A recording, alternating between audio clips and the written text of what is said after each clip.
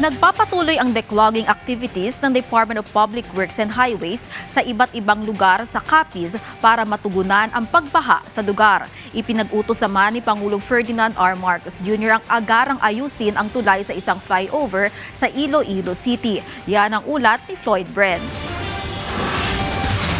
Bukas na muli sa mga motorista ang buhang flyover sa Iloilo City matapos kumpunihin at matapos ang proyekto ng mas maaga kaysa sa orihinal na target na May 15, 2026.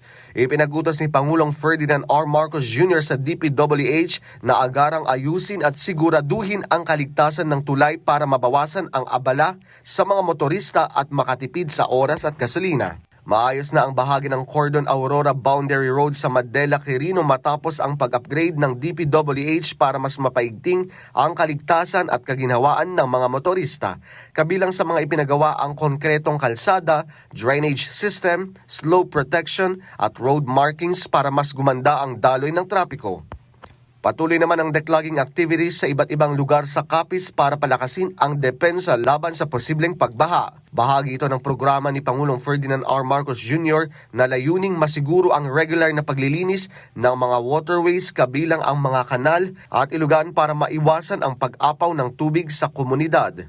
Floyd Brents para sa Pambansang TV sa Bagong Pilipinas.